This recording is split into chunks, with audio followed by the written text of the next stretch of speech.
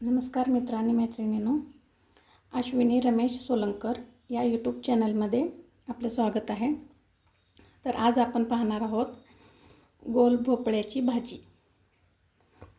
हे बघा, त्यासाठी साहित्य बघा, मी 1 वाटी गोल भोपळा असं चिरून घेतलेला आहे का, बघा असं चिरून घेतलेला आहे बारीक, आणि 10 ते 12 लसूण पाकळ्या आणि 1 इंच आलं, थोडीशी कोथिंबीर, हे आहे काळं तिखट, हे लाल तिखट, आणि फोडणीसाठी हे मोहरी, जिरे,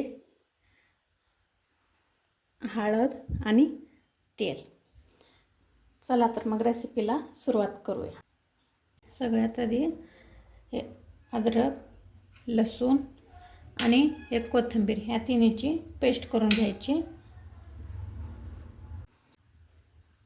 आता मी याच्यामध्ये 1 पळी होईल एवढं तेल घालणार आहे।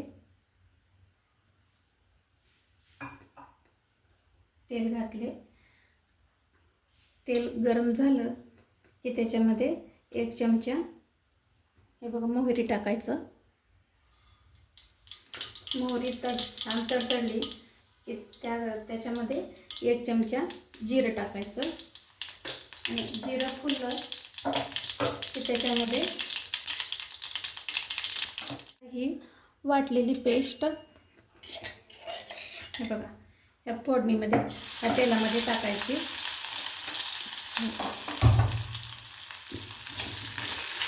आणि असं 1 मिनिटभर परतून घ्यायचं। हे बघा 1 मिनिटभर परतून झालं की त्याच्यामध्ये हे लाल भोपळ्याचे काप टाकून घ्यायचं, आणि याच्यावर 10 मिनिटं झाकण लावून ठेवायचं।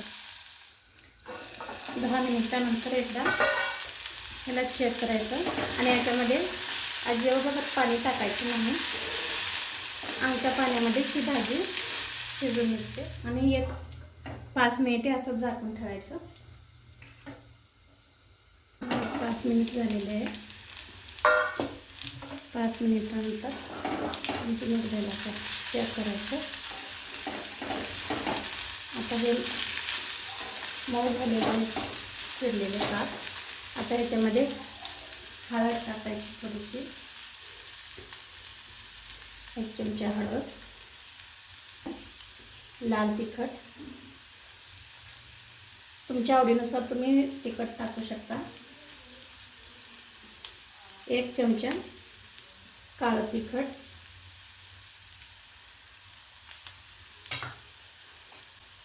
आणि चवीनुसार मीठ। आता हे सगळं मिक्स करून घ्यायचं, आणि मी तुम्हाला शेंगदाण्याचं कूट सांगायला विसरले, 2 चमचे शेंगदाण्याचं कूट टाकायचं याच्यामध्ये, आणि आता ह्याला 2 मिनिटं असंच झाकून ठेवायचं। हे बघा, आता गोल भोपळ्याची भाजी खायला एकदम तयार आहे। चला तर मग ही रेसिपी तुम्हाला आवडली असेल तर आमच्या चॅनलला लाईक करा, शेअर करा आणि सबस्क्राईब करा। धन्यवाद।